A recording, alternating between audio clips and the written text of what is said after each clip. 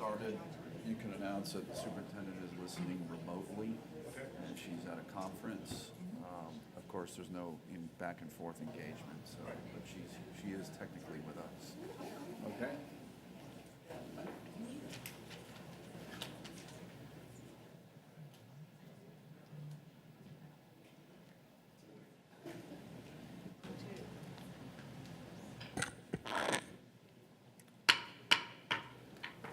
Good evening. Good evening.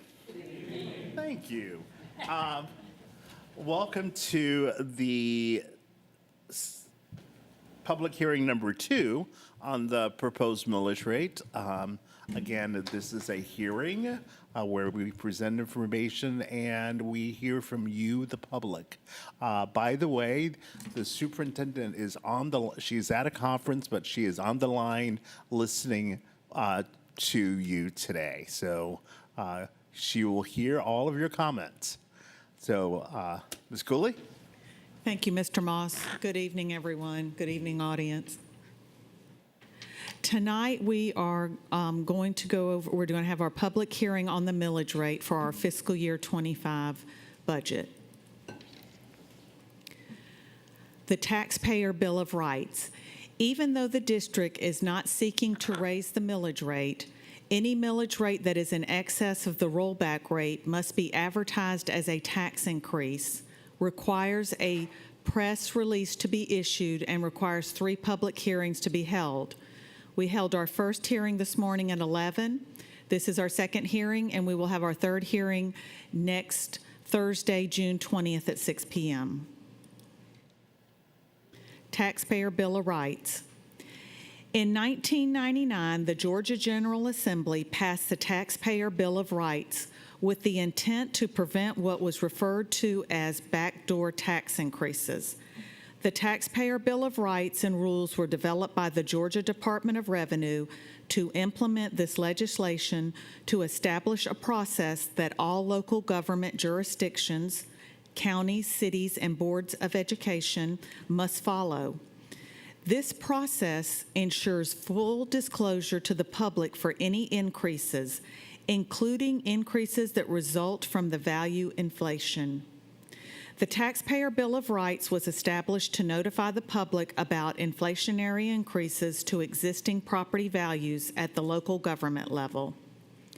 It also enhanced individual property owners' rights when objecting to and appealing an increase in property's appraised value to the County Board of Assessors.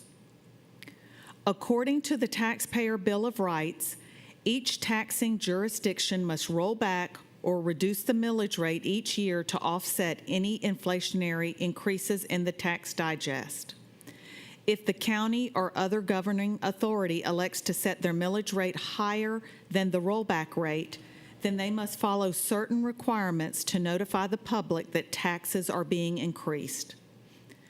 The public notification process includes 3 public hearings, public notices of the increase in the local newspaper, and press releases.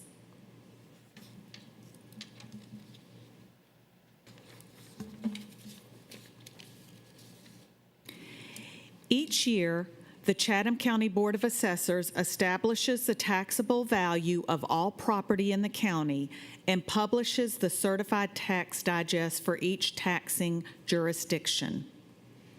The Board of Education has 2 separate taxing jurisdictions and therefore receives 2 separate tax digests, one for maintenance and operations and another for bonded indebtedness. Each of these 2 taxing jurisdictions has its own millage rate, which is determined by the board. Taxable values exist for 6 types of property: real property, personal property, vehicles, mobile homes, timber, and heavy-duty equipment. Digest values for both jurisdictions are shown on the chart. The current digest amounts and amounts for the last 5 years were published in the local paper as required by law. Sometimes when assessed property values go up, homeowners will pay more taxes even when the school district's millage rate remains unchanged or is lowered. Even though the millage rate has not gone up, taxpayers may see increased cost. This is because the value of their property has increased. In the chart presented, the red line represents the millage rate. The millage rate in the example is unchanged. As the property value increases in year 2, the higher tax liability is a result of increased property values. For fiscal year 2025, SCCPSS recommends no change in the current millage rate of 17.631 mils.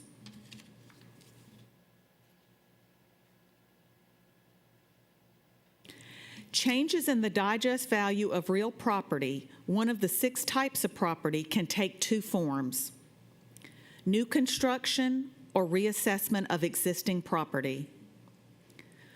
Once the assessors establish the taxable value of real property, they calculate the millage equivalent of any reassessments, subtract it from last year's millage rate, and the result becomes the rollback rate.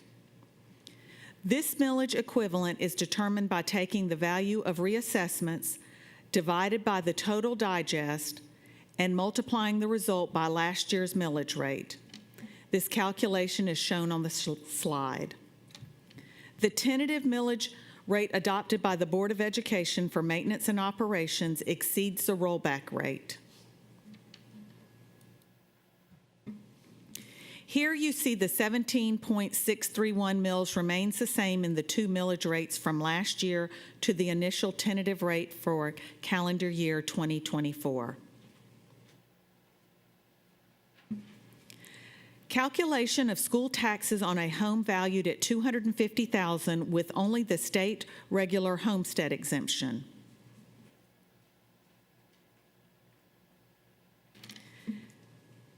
This is an example of a property tax bill in which the property value increases from the prior year using the recommended millage of 17.631.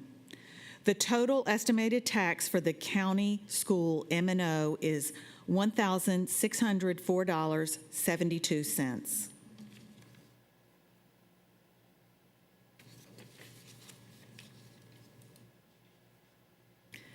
This is an example of a property tax bill in which the property value does not change from the prior year using 17.631 mils. The total estimated tax for county school M&O is $1,448.16. This is an example of a property tax bill in which the property value decreases from the prior year using the recommended millage of 17.631 mils. The total estimated tax county school M&O is $1,285.25. This concludes the presentation on the school millage rate. Thank you all very much. Thank you, Ms. Coley. Okay, at this point, we hear from you, the public.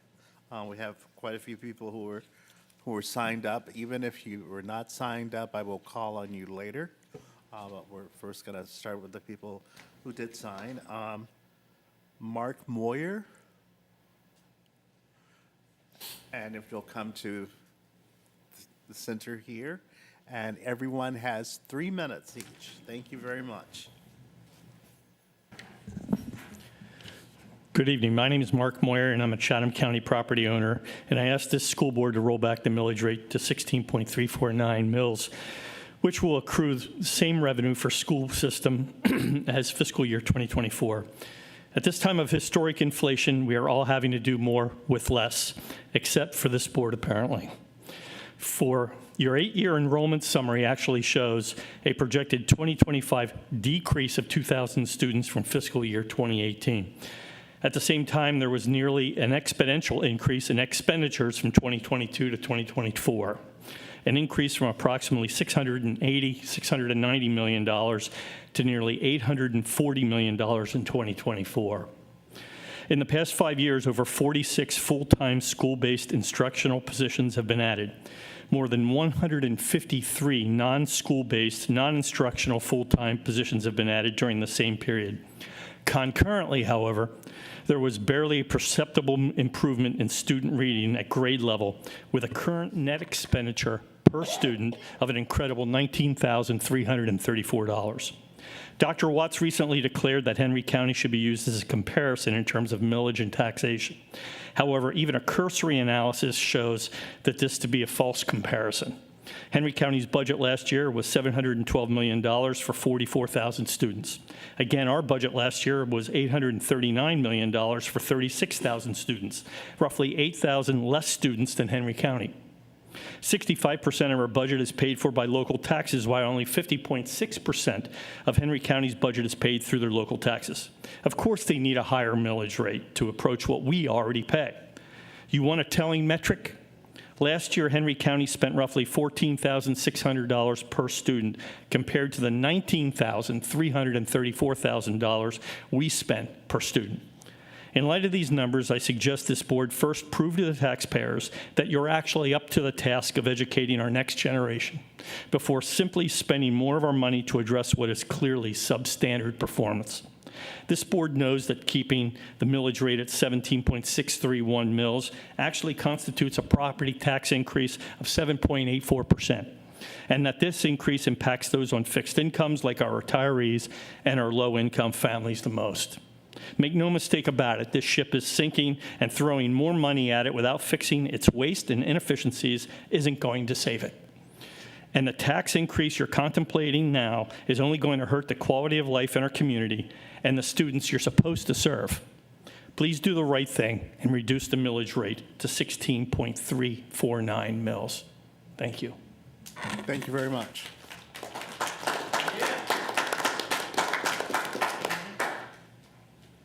Next, we have Mr. Scott Ellis. Okay. Or Miss Amy Ellis.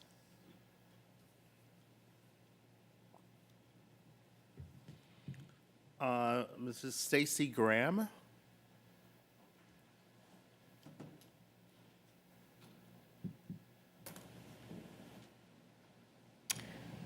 Hi there, my name is Stacy Graham. Ooh, it's loud. And I too am a Chatham County property owner. And I too ask the school board to roll back the millage rate to 16.349 mils, which will accrue the same revenue for the school system as it was in fiscal year '24. Since we moved and purchased a home in Chatham County, in 2021, our property taxes have increased 53%. Keeping the millage rate the same as this current year requires a property tax increase of 7.84%. How much more can people live with and pay for when we have so much going up in our cost of living? People are on fixed income. People, lower income families have to find ways with not a lot of extra income. So I too ask that you roll back the millage rate to 16.349 mils. Thank you. Thank you very much. Mr. Mark Wolfram.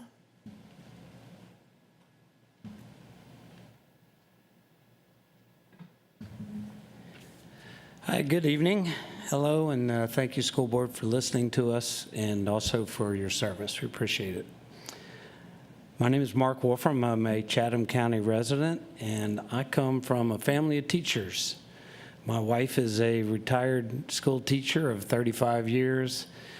My daughter is a current Georgia school teacher, and my daughter-in-law is a Georgia school teacher. So I know about teaching, and I know all the complaints and the things that are good and bad.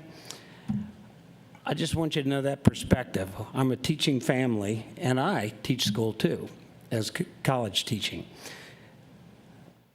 The Savannah County Public School Board is considering maintaining the millage rate. On the surface, one might think, oh, okay, it's not going up. But with the reassessed value of homes, without rolling this rate back, it is a big burden on taxpayers during a time of economic hardships. Many residents are already struggling. I know myself am constantly redoing my budget, trying to find ways to cut costs, to offset another increase that just keeps coming. An increase in property taxes, which is happening from assessments, and the millage rate, if it doesn't roll back, would only worsen the struggles that we're already facing as families, and especially those on fixed income, which I'm on right now.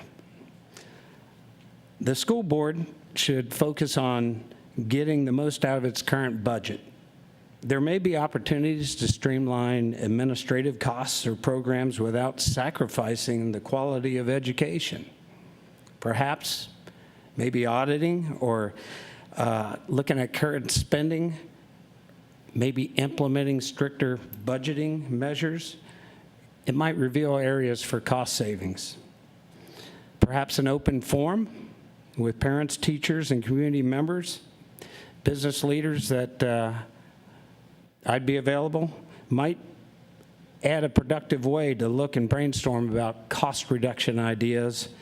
And working together, the school board and the community, I'm sure, can find ways to improve the Chatham County educations without placing an additional burden on the taxpayers. And again, thank you very much for listening and for holding this meeting. Thank you very much.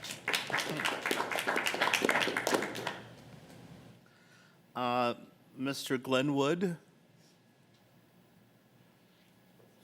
He spoke this one, that's what I thought. Mr. Lee Brown?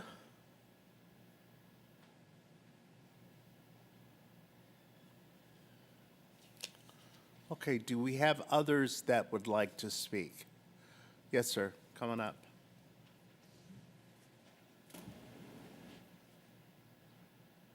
Got some reading material for you guys. Here you go. So I just printed this out. I want to give that to the board. Perfect. Since the news is here, I'll give one to you. Please state your name. My name is Curtis Bellino. Hello, how's it going? Hi. Thank you, members of the public, for coming. I just have a few questions. I'm a Chatham County resident. I'm also a taxpayer and a concerned citizen. So and I'm not from Savannah, but I live here now. I've been over here for over a decade. What exactly is the mission of the Savannah Chatham Public School System? Can anybody answer me that on the board? Or this is time for you to speak. Okay. So when I went to school, it's to learn how to read and write and do basic arithmetic. So what I've printed out here, I got from publicschoolreview.com, usnews.com, and niche.com. For the 12th grade math high school students that tested at or above grade level, the rate is 23%. Can anybody guess the reading level for 12th graders here? 33%. When I went to school, if I got a 25%, what grade would I receive? Anybody? F. A big F. What if I got a 33%? Sir? Maybe an F? A big F. This is a failure of you guys to actually teach reading, teach writing, and teach math here. And you guys want more money? Are you guys kidding me? How about this? I'm in construction. If you bought a house and you had 1/3 of the roof, 1/3 of the doors, 1/3 of the kitchen, 1 out of 3 bathrooms, and you paid full price, would you be satisfied? Yes? Maybe? No? What happens if your bank just deposited 25% of your paycheck? Would you drop that bank? You can look at me, it's all right. Would you drop your bank? if they only gave in 25% of your full paycheck? Oh, you dropped that bank immediately. This is ridiculous. And you guys want to increase our taxes? If it was my choice, every single one of you guys would be fired. Roger Moss, I actually do like you, but still, you need to clean some house. Let's just take some other quick statistics. This is from the FY23 budget analysis, because I know you guys don't have FY24 numbers yet. Your proposed budget is $831 million, $421,809. That's over $750 million to produce illiterate kids. Thank you, sir. Hooked on Phonics is not that expensive. How about this? Sir, you've gone over your 3 minutes. Thank you. That's it? Thank Great. you very much. Thank you so much. I appreciate everyone that has showed up to protest this ridiculous tax increase and to hopefully inform others of the ridiculous performance of the Chatham County public school system. Thank you.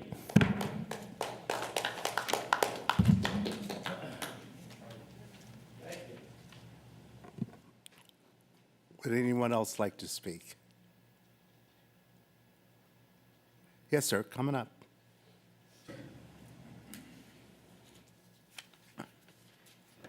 And please state your name. Yes, good evening. My name is Bill Palmer, and I'm a resident and property owner in Chatham County. I'd like to just kind of summarize very briefly the impact of all these increases over the last several years.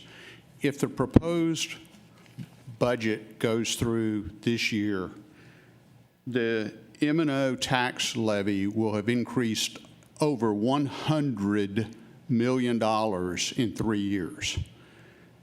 That is a huge increase. In fact, it's an over 33% increase in revenue generated by local taxes for the school board.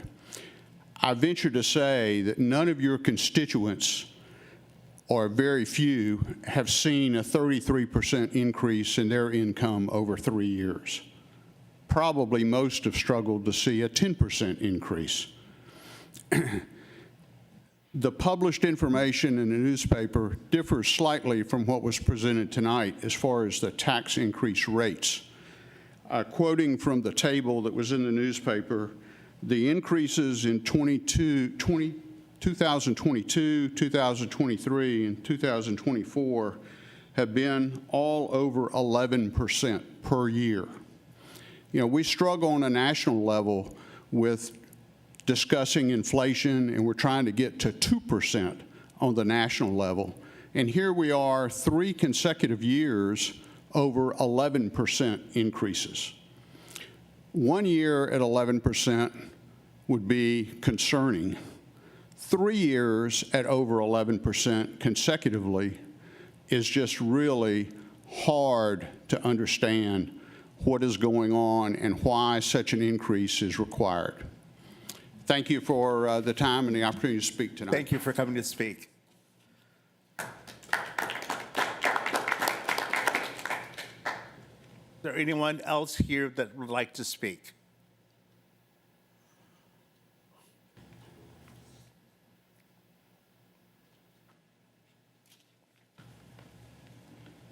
Good evening. Evening. Ben Adams, property owner, parent, Savannah Chatham. Kind of double dipping from earlier, but had a few messages come in from some parents who weren't able to make it, who wanted me to express that you guys, please, it's hurting them right now. Their rent is going up drastically already. You have property owners, you have landlords who are stressing, hey, we're going to take this rent up if these taxes go up. You've heard from multiple people today about the effect of this tax increase, as it will be on fixed income people and low income people, many of whom are constituents of you all. Let's just take this into account. That's all I'm asking. I would like to say thank you those who foregone your vacations. It was kind of interesting earlier to hear about the people on vacation when we're talking about something as important as this here increase, you know, on on our taxes here come on by the end of the year. So I thank you guys for being here. This is obviously important to you. Your constituents are very important. I thank you. I hope that you please take into account of all the words you hear today from constituents who are feeling the pain and wondering whether or not this will happen and hurt them in the future, as well as the ones who send their regards who couldn't be in. My last statement would be, being that this is an open forum for the community and it's being streamed, hi, Dr. Watts, whoever you are, could you please reinstate the comments for those who maybe want to comment on YouTube about what's going on? The comments are turned off on the video. Okay, thank you. Anyone else?